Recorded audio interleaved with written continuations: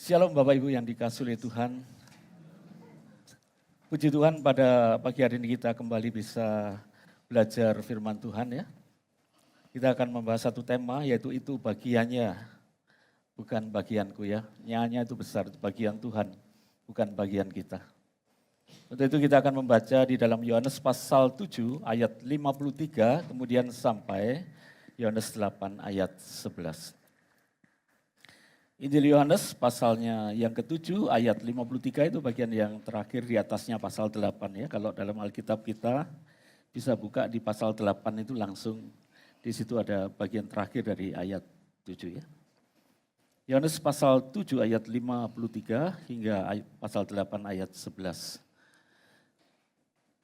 Mari kita membaca dan saya akan bacakan bagi Bapak Ibu sekalian bersama-sama. Demikian. Lalu mereka pulang masing-masing ke rumahnya. Tetapi Yesus pergi ke Bukit Zaitun. Pagi-pagi benar ia berjalan, tidak berada lagi di bait Allah, dan seluruh rakyat datang kepadanya. Ia duduk dan mengajar mereka. Maka ahli-ahli Taurat dan orang-orang Farisi membawa kepadanya seorang perempuan yang kedapatan berbuat zina. Mereka menempatkan perempuan itu di tengah-tengah, lalu berkata kepada Yesus, "Rabi, perempuan ini tertangkap basah karena ia sedang berbuat zina. Musa dalam hukum Taurat memerintahkan kita untuk melempari perempuan-perempuan yang demikian. Apakah pendapatmu tentang hal itu?" Mereka mengatakan hal itu untuk mencobai dia, supaya mereka memperoleh sesuatu untuk menyalahkannya. Tetapi Yesus membungkuk lalu menulis dengan jarinya di tanah. Dan ketika mereka terus-menerus bertanya kepadanya, ia pun bangkit berdiri lalu berkata kepada mereka, "Barang siapa di antara kamu tidak berdosa, hendaklah yang pertama melemparkan batu kepada perempuan ini." Lalu ia membungkuk pula dan menulis di tanah. Tetapi setelah mereka mendengar perkataan itu, pergilah mereka seorang demi seorang, mulai dari yang tertua. Akhirnya tinggallah Yesus sendiri dengan perempuan itu yang tetap di tempatnya. Lalu Yesus bangkit berdiri dan berkata kepadanya, "Hai perempuan, di manakah mereka? Tidak adakah seorang pun yang menghukum engkau?" Jawabnya, "Tidak ada Tuhan." Lalu kata Yesus, "Aku pun tidak menghukum engkau, pergilah, jangan berbuat dosa lagi mulai dari sekarang." Demikian pembacaan firman Tuhan. Berbahagialah kita yang dikaruniakan sabda Tuhan, dan lebih berbahagia kita yang boleh mengerti, menyimpan di dalam hati dan melaksanakan dalam kehidupan kita masing-masing. Bapak Ibu yang dikasihi oleh Tuhan, kisah yang kita baca pada pagi hari ini adalah sesuatu yang sangat menarik, yang hanya ditulis oleh Yohanes ya, sebagai rasul yang dikatakan rasul yang dikasihi Yesus, murid yang sangat dekat. Dan salah satu peristiwa yang sangat penting ini tercatat di dalam Injil Yohanes.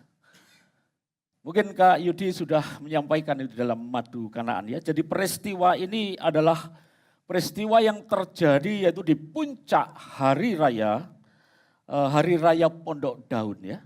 Jadi hari raya Pondok Daun itu diperingati oleh orang-orang Yahudi, oleh seluruh bangsa Israel, mengingatkan mereka ketika mereka keluar dari tanah Mesir. 430 tahun mereka dijajah, tetapi dengan dipimpin oleh Musa menyeberangi Laut Teberau. Dan kemudian Allah memimpin bangsa Israel selama di padang gurun itu yaitu 40 tahun. Kenapa kok diputar-putar selama 40 tahun? Tentunya Allah membentuk mereka menjadi umat yang dikuduskan. Umat yang boleh menyaksikan kehadiran Allah kepada bangsa-bangsa lain. Karena Allah juga ingin menyelamatkan bangsa-bangsa yang lain. Bapak Ibu jemaat yang dikasihi oleh Tuhan, memang kata Kanaan itu merupakan tempat tempat yang sangat luar biasa ketika bangsa Israel masuk tanah Kanaan ya. Ketika dulu di padang gurun mereka itu sedang membuat camping-camping, membuat tenda-tenda ya. Dan ketika masuk tanah Kanaan mereka juga sangat senang ya. Sama dengan jemaat GKT Kanaan ini juga masih senang camping ya Bapak Ibu sekalian ya. Jadi para pemuda-muda atau bapak-bapak juga masih suka camping ya, apalagi ibu gembalanya itu ya. Jadi Bapak Ibu sekalian, camping yang terakhir itu mengingatkan saya tuh, mereka pemuda juga sedang mengadakan acara dan saya ingin mengunjungi mereka. Ternyata dari Pantai Mutiara sudah pindah ya, mengalami hal yang sama seperti bangsa Israel, kekurangan air bersih katanya ya, demikian. Jadi saya harus mengunjungi mereka ke Pantai Curu yang jalannya terjalnya luar biasa. Nah, Bapak Ibu sekalian, rupanya Kanaan ini mengingatkan kita, GKT Kanaan mengingatkan dulu pernah pada waktu itu kebaktiannya belum punya gedung itu pernah pakai sesek itu ya di Jalan Yosudarso bagian utara itu. Nah, Bapak Ibu sekalian, inilah tanah Kanaan. Pondok Daun mengingatkan supaya generasi muda dan generasi selanjutnya tetap ingat bagaimana mereka pernah tinggal di padang gurun. Maka ayat yang pasal 7 ayat 53 di situ tertulis demikian, yaitu lalu mereka pulang masing-masing ke rumahnya ya. Jadi akhir daripada perayaan Pondok Daun, maka mereka bangsa Israel pulang ke kemah mereka masing-masing. Tapi dikatakan ayat selanjutnya, tetapi Tuhan Yesus pergi ke Bukit Zaitun ya. Sangat sangat menderita sekali ya. Semua bisa tidur di tenda, di tempat-tempat pondok-pondok dari daun yang indah, tetapi Tuhan Yesus rupanya tidak memiliki tempat, yaitu kemah-kemah di situ di sekitar Yerusalem, sehingga dia harus kembali ke Bukit Zaitun. Tetapi memang itulah kebiasaan daripada Tuhan Yesus, setelah dia mengajar seharian memberitakan kerajaan Allah, selalu kembali ke Bukit Zaitun. Di sana ada Taman Getsemani, di mana Tuhan Yesus selalu berdoa kepada Bapanya yang di surga. Bukit Zaitun merupakan tempat yang paling favorit bagi Tuhan Yesus. Dan itu diketahui oleh semua orang. Tempat di mana ia bersekutu dengan Bapanya. Tuhan Yesus menyadari bahwa dialah Allah, tetapi dia juga menjelma menjadi manusia seperti kita. Sehingga membutuhkan kekuatan daripada Bapa. Demikian kita melihat bagaimana ketika Tuhan Yesus naik ke surga.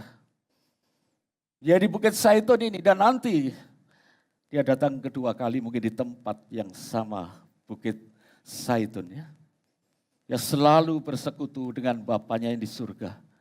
Menyadari dirinya sebagai manusia yang dia menjelma menjadi manusia, diberikan tubuh kemanusiaan, butuh kekuatan dari Bapa yang di surga. Bagaimana dengan kita Bapak Ibu sekalian ya? Apakah kita sungguh-sungguh membutuhkan persekutuan dengan Bapa untuk mendapatkan kekuatan sehingga melewati hari-hari kita itu dengan penuh kemenangan, dengan penuh berkat-berkat Tuhan, dengan penuh pertolongan Tuhan ya. Beberapa kali saya mendoakan tokonya orang Kristen ya. Rasanya ditutup, semua orang berkata kalau lewat situ, tokonya tutup ya, padahal buka ya Bapak Ibu sekalian. Maka saya harus berdoakan dan saya berkata, jangan sekedar jadi Kristen ya. Jadilah orang Kristen yang sungguh-sungguh melekat pada Tuhan. Seperti domba yang selalu mendengar suaranya. Tuhan mengenal kita, ada relasi yang dekat dengan Tuhan. Dan kemudian selalu ikut Tuhan dengan setia. Maka memang saya doakan, saya buka semuanya itu. Dan saya berdoa melepaskan kuasa kegelapan yang menutup toko itu. Tetapi saya katakan ini bukan sesuatu yang bisa saya lakukan terus-menerus. Anda sendiri harus berjuang ya. Nah Bapak Ibu yang dikasihi oleh Tuhan, Tuhan Yesus memberikan teladan kepada kita selalu bersekutu mendekat kepada Bapanya. Memohon kekuatan daripada Bapanya di dalam menjalankan tugasnya sebagai Mesias, yaitu akan menyelamatkan dunia ini dari dosa. Maka di dalam ayat yang kedua, kata tetapi ini sangat penting, sangat kontradiktif. Jikalau semalam-malaman Tuhan Yesus sudah berada di dekat Bapanya di Bukit Zaitun, pagi-pagi benar dia sudah berada di mana? Bait Allah. Jadi inilah sesuatu yang luar biasa dalam pribadi Tuhan Yesus. yang sangat mendisiplin waktu untuk berada di bait Allah dan kegemarannya itu adalah berada di bait Allah. Pada waktu dia berusia 12 tahun, dibawa ke Yerusalem pertama kalinya, akhirnya tertinggal di bait Allah. Orang tuanya berkata, Yusuf dan Maria, kenapa nak engkau berlaku demikian? Kami sangat galau, kami sangat cemas. Tetapi jawabnya, mengapa engkau mencari aku? Bukankah aku harus berada di rumah Bapakku? Itu kalau diterjemahkan, bukankah aku harus terlibat di dalam pelayanan daripada Sang Bapa? Bapak Ibu sekalian, teladan-teladan yang luar biasa yang diberikan Tuhan Yesus kepada kita. Tidak hanya menyukai bait Allah dan selalu melibatkan diri di dalam pelayanan pekerjaan Tuhan, melebarluaskan kerajaan Allah di tengah-tengah dunia ini. Maka Bapak Ibu sekalian, dari Bukit Zaitun itu kalau kita lihat di dalam peta, maka dia ketika turun itu ada di melewati sebelah timur, dan ketika masuk ke bait Allah, dia akan melewati pelataran wanita. Ya, di sanalah, di pelataran itulah Tuhan Yesus mengajar orang banyak.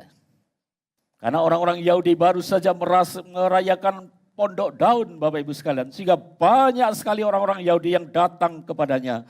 Inilah yang menimbulkan kecemburuan sosial daripada pemimpin agama Yahudi. Orang-orang Farisi, mereka sangat cemburu karena begitu banyak orang yang datang dan percaya kepada Tuhan Yesus. Pertentangan antara Tuhan Yesus dengan pemimpin Yahudi, ahli Taurat dan orang-orang Farisi semakin tajam. Karena banyak orang yang mengakui dia sebagai Mesias yang dijanjikan. Lalu mereka berkata, adakah Mesias itu datang dari Galilea? Nah Bapak Ibu sekalian, Tuhan Yesus memang memulai pekerjaan karyanya di Galilea. Karena disitulah tempatnya bangsa-bangsa. Galil Hagoyim. Itu adalah tempatnya banyak bangsa, suku bangsa. Di mana disitulah multi bahasa, multilingua ada di sana. Sehingga Tuhan Yesus bisa dikenal dan Injil bisa tersebar ke seluruh dunia. Tetapi orang-orang Farisi mencari dalih untuk menjatuhkan Tuhan Yesus, untuk mempermalukan dia karena mereka cemburu sosial ya. Demikian Bapak Ibu sekalian ayat 3. Para ahli Taurat dan orang-orang Farisi yang kemudian membawa seorang yang kedapatan berbuat zina di hadapan Tuhan Yesus dan meminta jawaban daripada Tuhan Yesus agar mereka mempunyai alasan untuk mempersalahkan. Ini bukan jawaban yang mudah Bapak Ibu sekalian. Jawaban ini sangat sulit secara manusia. Sebenarnya dalam prosedur penangkapan orang yang berzinah ini harus ada 2-3 orang saksi mata. Menurut Imamat 20 ayat 10 dan Ulangan pasal 22 ayat 22. Jika seorang kedapatan tidur dengan suami atau istrinya orang lain, maka keduanya harus ditangkap dan dilempari dengan batu sampai mati. Maksudnya adalah untuk menjaga kekudusan daripada umat Allah. Tetapi di sini orang-orang Farisi, pemimpin agamanya membawa seorang perempuan. Mana itu yang laki-lakinya ya? Nah Bapak Ibu sekalian, ini yang sangat-sangat aneh. Ternyata perempuan ini memang dijebak oleh orang-orang Yahudi untuk mencari alasan supaya mereka memberikan pertanyaan yang sulit. Sehingga Tuhan Yesus tidak bisa menjawab. Pikirnya demikian ya Bapak Ibu sekalian. Mereka sebenarnya tidak peduli kekudusan maupun belas kasihan. Namun mereka menghalalkan segala cara untuk mempertahankan posisi mereka sebagai pemimpin agama Yahudi. Ayat 4 sampai ayat yang ke-6. Lalu mereka menempatkan perempuan itu di tengah-tengah orang banyak. Dan berkata, Rabi, perempuan ini tertangkap basah ketika sedang berbuat zina. Hukum Musa memerintahkan untuk melempari atau merajam dengan batu sampai mati perempuan-perempuan yang demikian. Apakah pendapatmu melalui hal ini ya? Mereka mengatakan demikian untuk apa? Mencobai Tuhan Yesus. Nah Bapak Ibu sekalian, kalau jawabannya Tuhan Yesus ini perempuan ini harus dihukum mati, maka Tuhan Yesus dipersalahkan karena hukuman mati hanya boleh dilakukan oleh penjajah Romawi ya. Karena hanya Romawi yang bisa melakukan hukuman mati. Bangsa Israel tidak punya hak pada waktu itu sebagai bangsa yang dijajah. Itu sebabnya pengadilannya Tuhan Yesus Pontius Pilatus itu adalah Romawi. Tetapi kalau yang melepaskan perempuan itu, maka Tuhan Yesus dituduh apa? Melanggar hukum Taurat. Jadi Bapak Ibu sekalian dihadapkan satu masalah, satu persoalan yang sangat-sangat rumit. Maka Tuhan Yesus yang tahu isi hati mereka, yang hanya mencari-cari kesalahan untuk menghakimi Tuhan Yesus. Maka Bapak Ibu sekalian, Tuhan Yesus hanya menunduk dan kemudian menulis-nulis ke tanah dengan jarinya. Ini memberikan waktu dan kesempatan bagi mereka untuk berpikir. Dan ayat 7-8 ketika mereka terus-menerus mendesak Tuhan Yesus untuk menjawab apa yang harus dijawab. Maka Tuhan Yesus berdiri dan berkata, barang siapa di antara kamu yang tidak berdosa. Ya, ini katanya satu kali. Anamartetos ya bahasa Yunani, hanya satu kali ini ditulis dalam perjanjian baru, yang artinya barang siapa yang sama sekali tidak pernah berbuat dosa, hendaklah yang melemparkan batu yang pertama kali kepada perempuan ini. Nah Bapak Ibu yang dikasihan, kemudian Tuhan Yesus kembali menunduk dan menulis dengan membungkuk dan menulis dengan jarinya di tanah. Apa yang terjadi Bapak Ibu sekalian melalui jawaban Tuhan Yesus ayat 9. Mendengar perkataan itu, pergilah seorang demi seorang dari yang tertua. Yang tertua lebih sadar dosanya lebih banyak. Dia pergi duluan Bapak Ibu sekalian. Dia sadar, oh aku dosaku akeh ya. Baru yang muda ya. Nah Bapak Ibu sekalian, akhirnya semua pergi meninggalkan perempuan itu dan tinggallah Tuhan Yesus dengan perempuan yang tadi tertangkap berbuat zina. Ayat 10 dan 11 Tuhan Yesus langsung bangkit berdiri dan bertanya, hai perempuan. Ini pertanyaan ini biasa secara umum ya. Tidak adakah seorang pun yang menghukum engkau? Jawabnya, tidak ada Tuhan. Kata Tuhan, kurios, artinya Tuhan yang dihormati. Jawab Tuhan Yesus, aku pun tidak menghukum engkau. Pergilah, jangan berbuat dosa lagi dari sekarang. Artinya bertobatlah karena aku mengasihani engkau dan aku sudah melepaskan engkau dari maut, hukuman dirajam batu. Maka sekarang bangkitlah, pulanglah, bertobatlah ya. Jangan berbuat dosa lagi mulai dari sekarang. Artinya Tuhan Yesus di sini tidak menganggap enteng dosa persinahan Bapak Ibu sekalian, tetapi belas kasihan daripada Tuhan Yesus ingin melepaskan wanita ini dari hukuman rajam oleh orang-orang Yahudi. Bapak Ibu yang dikasihi oleh Tuhan, kita tidak tahu kisah lebih lanjut daripada perempuan ini. Tetapi yang kita tahu, dia sungguh-sungguh bertobat. Tidak tertulis dia mengulangi lagi perbuatannya, ada ditangkap oleh polisi, baitalah, tidak ada ya Bapak Ibu sekalian. Dia sungguh-sungguh bertobat karena dia sudah mengalami kasih Allah yang besar di dalam hidupnya, yang melepaskan dia dari maut, sehingga dia bisa dibebaskan. Itu sesuatu yang luar biasa. Antara kasih Tuhan Yesus dan keadilannya itu berjalan bersama-sama. Itulah berita Injil. Bapak Ibu yang dikasihi oleh Tuhan, mari kita belajar beberapa hal melalui peristiwa yang kita sudah pelajari tadi. Yang pertama-tama, yaitu pengadilan manusia itu sangat sensitif dan tidak adil ya. Jadi tidak objektif sama sekali ya. Tadi saya katakan yang ditangkap cuma perempuannya Bapak Ibu sekalian. Di mana yang laki-laki yang ikut berbuat tadi ya. Motif licik orang-orang Farisi dan pemimpin agama Yahudi menjebak Tuhan Yesus untuk menjatuhkan dan mempermalukan dia. Artinya ini jebakan mereka itu justru jatuh kepada mereka sendiri, justru mereka sendiri yang dipermalukan dan harus meninggalkan Tuhan Yesus dan perempuan itu. Inilah pengadilan dunia Bapak Ibu sekalian. Pengkhotbah 3 ayat 16 mengatakan di tempat pengadilan justru yang ada, yang terdapat ketidakadilan. Di tempat keadilan, di situ pun terdapat ketidakadilan. Setelah manusia jatuh dalam dosa dan gambar Allah itu rusak, maka manusia tidak lagi bisa melakukan kehendak Allah, yaitu karakter Allah yang ada pada manusia, itu keadilan dan kebenaran. Keadilan dan kebenaran dalam hukum manusia selalu bercacat.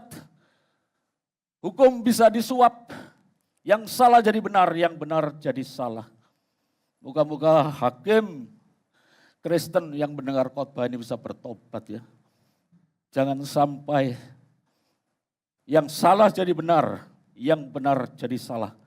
Harus menjadi hakim Kristen yang menjalankan keadilan dan kebenaran. Kita tahu bangsa Indonesia memberantas korupsi tidak mudah. Karena yang korupsi nanti bagi-bagi mereka bisa lepas Bapak Ibu sekalian. Kalau keadilan dan kebenaran ini ada di Indonesia, negara kita akan makmur ya. Itu yang terus harus kita doakan agar keadilan dan kebenaran ini ditegakkan. Karena pengadilan manusia itu sangat subjektif dan tidak adil sama sekali. Yang kedua Bapak Ibu sekalian, hanya pengadilan Allah saja yang sempurna. Ayat yang ke-6, Tuhan Yesus adalah Allah yang menjadi manusia, Dia mengerti isi hati manusia. Isi hati kita juga sama, diketahui oleh Tuhan Yesus. Motivasi kita yang terdalam itu dilihat oleh Tuhan Yesus. Maka ayat 6 dan ayat 8 Dia membungkuk dan menulis dengan jarinya di tanah. Ini maksudnya apa Bapak Ibu sekalian? Seorang penafsir mengatakan, yang dilukis dengan jari Allah ini bukan hanya alam semesta, tetapi 10 hukum Allah. Dan ketika Tuhan Yesus datang ke dalam dunia, Dia lebih tinggi daripada Musa. Dan di khotbah di bukit, di atas bukit itu Tuhan Yesus memberikan pengajaran-pengajaran bagaimana hukum-hukum Allah itu diberikan pengertian kembali. Matius 5 ayat 27 sampai 28 dikatakan, kamu telah mendengar firman itu hukum yang ketujuh, jangan berzinah. Tetapi aku berkata kepadamu, setiap orang yang memandang perempuan dan menginginkan dalam hatinya sudah berzinah dengan dia di dalam hatinya. Bapak Ibu sekalian, hukum Allah tidak hanya berbuat zinah, tetapi memandang dan menginginkan sudah berzinah dengan dia di dalam hatinya. Orang-orang Farisi dan ahli Taurat yang menjebak-jebak tadi, yang nyari-nyari supaya orang tertangkap itu belum tentu dia tidak menginginkan perbuatan yang sama. Kalau ditanya, kamu kepingin deh itu ya, sama-sama kepinginnya itu saudara. Nah begitulah kehidupan manusia. Kita tahu Bapak Ibu sekalian, tidak ada manusia yang sempurna, yang tidak pernah berbuat dosa. Makanya kadang-kadang di gereja kalau waktu firman Tuhan disampaikan buka HP, hati-hati Bapak Ibu sekalian. Nanti ada aplikasi yang aneh-aneh yang keluar malah tidak dengar firman, malah melek merem di situ nanti ya. Hati-hati Bapak Ibu sekalian, karena HP kita itu menjadi sumber daripada malapetaka. Kalau kita bukanya ada hati-hati, buka YouTube yang tidak karu-karuan, hati-hati Bapak Ibu sekalian ya. Buka begitu kita menginginkan kita sudah berbuat zina di dalam hati. Oleh karena itu, kaum bapak-bapak harus lebih hati-hati, saya nasihatkan ini ya. Lebih hati-hati Bapak Ibu. Ada 2 penyakit katanya yang tidak di cover oleh BPJS. Karena penyakit ini membutuhkan waktu yang panjang dan juga biaya yang sangat besar. Maka BPJS tidak mengcover 2 penyakit ini, yaitu penyakit mata dan penyakit hidung ya. Yang pertama adalah mata keranjang, yang kedua adalah hidung belang ya. Nah Bapak Ibu sekalian, ini 2 penyakit yang tidak pernah di-cover oleh BPJS ya. Kita harus hati-hati ya, kita harus senantiasa waspada. Matius 5 ayat 29 sampai 30. Bagaimana menghadapi dosa persinahan yang datangnya dari pikiran kita.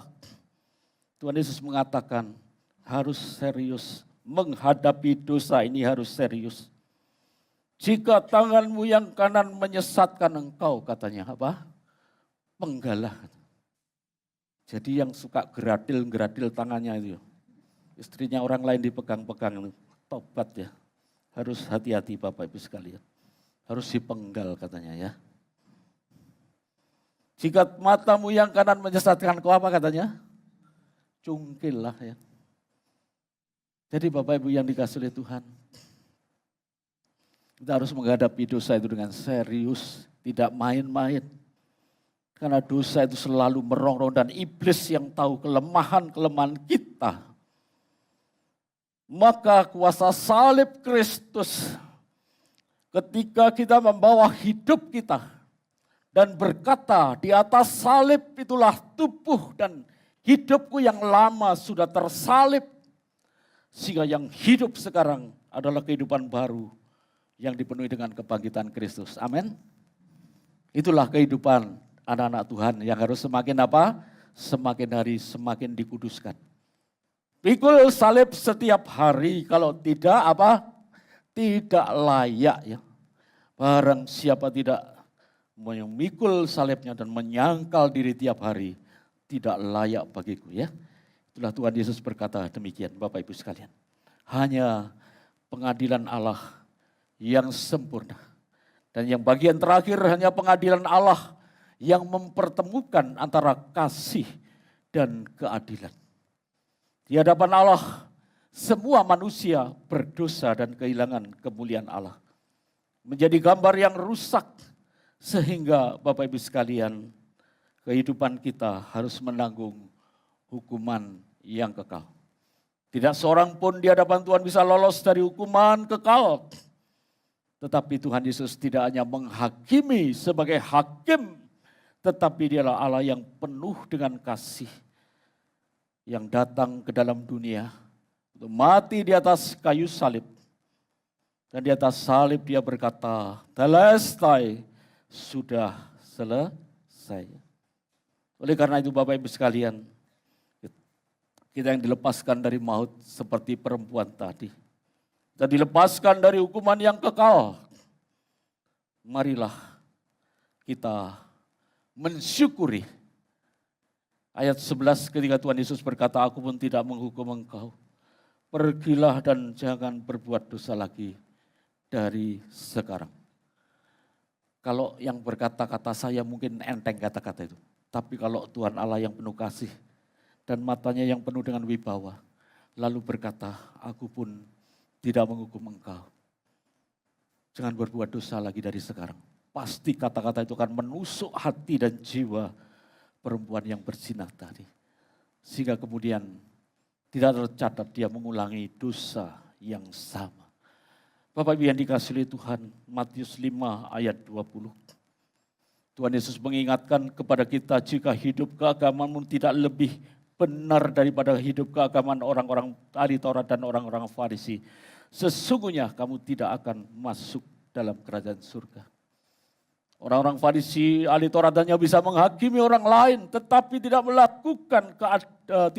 melakukan kasih dan keadilan Allah saja, yang telah dipertemukan di atas kayu salib supaya kita diselamatkan dan kita tidak menanggung hukuman yang kekal. Hukuman neraka benar-benar sudah ditanggung oleh Tuhan Yesus sebagai kita. Marilah kita berjalan dalam iman yang terus-menerus mendekat kepada Bapa yang di surga. Selalu meminta kekuatan kepada Bapa yang di surga untuk menjalani hidup kita. Dan selalu rela memikul salib dan menyangkal diri. Sehingga hidup kita makin hari makin dikuduskan. Bukankah itu panggilan Allah, pilihan Allah bagi kita? Efesus 1 ayat 4. Kita dipilih Allah sebelum dunia dijadikan supaya apa? Kudus dan tak bercacat di hadapannya.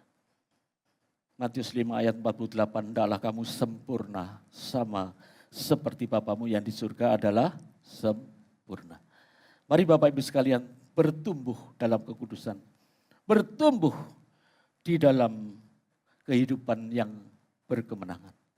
Yang menjadi kesimpulan kita pada pagi hari ini melalui kasus daripada perempuan berzinah di hadapan Tuhan Yesus. Maka kita diajarkan jangan menghakimi orang lain. Jangan mudah menghakimi sesamamu. Hakimnya cuma satu, siapa Bapak Ibu sekalian? Hanya Tuhan saja ya. Itulah yang tertulis dalam Yakobus 4 ayat 12, hanya ada satu pembuat hukum dan hakim, yaitu Dia yang berkuasa yang menyelamatkan dan membinasakan. Kita sekalian harus waspada, hati-hati. Kalau mengingatkan orang enggak apa-apa, tapi jangan menghakimi ya. Apalagi gosip-gosip nanti ya, tambah digosok, tambah sip nanti ya, tambah panjang Bapak Ibu sekalian. Yohanes 3 ayat 17, Tuhan Yesus datang bukan untuk menghakimi dunia, melainkan menyelamatkan. Oleh Dia, jadilah saluran kasih Tuhan. Bukan hanya menghakimi, tetapi belas kasihan. Matius 5 ayat 20, kita lihat Bapak Ibu sekalian di bagian Alkitab bahwa sesungguhnya yang terpenting itu adalah belas kasihan, keadilan dan belas kasihan dan juga kebenaran. Kita harus melakukan semuanya seutuhnya dalam kehidupan Kristen. Dan kita harus memahami orang lain supaya jangan menghakimi dia. Seorang bapak naik kereta, anaknya dengan anak-anaknya beberapa. Anaknya berdigasan pecitatan Bapak di dalam kereta api. Seorang laki-laki sangat terganggu. Kemudian dia menegur bapak ini, tebleh karena dia tidur. Pak, kenapa anaknya nakal dibiarkan? Waduh, maaf. Saya baru kehilangan istri saya. Saya begitu lelah. Saya belum tahu apa yang akan saya lakukan dengan anak-anak saya. Dia langsung ternyata dia baru kesusahan. Wah, maaf ya. Nah, begitulah kita harus memahami orang lain. Menunjukkan belas kasih kepada orang lain. Supaya jangan kita menghakimi, tetapi mari kita bawa mereka kepada Tuhan. Sehingga mereka bertemu dengan Tuhan Yesus. Yang menyelamatkan, yang datang bukan menghakimi, tetapi menyelamatkan manusia berdosa. Karena dia sudah mati di atas kayu salib. Mari Bapak Ibu sekalian, biarlah belas kasihan Tuhan selalu ada pada kita. Dan mari kita senantiasa hidup, mengerti, memahami orang lain.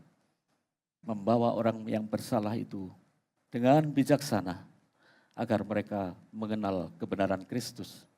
Dan akhirnya mereka datang dan percaya kepada Tuhan Yesus dan diselamatkan. Tuhan kiranya menolong kita, memampukan kita untuk menjadi pelaku-pelaku firman-Nya. Tuhan memberkati, mari kita berdoa.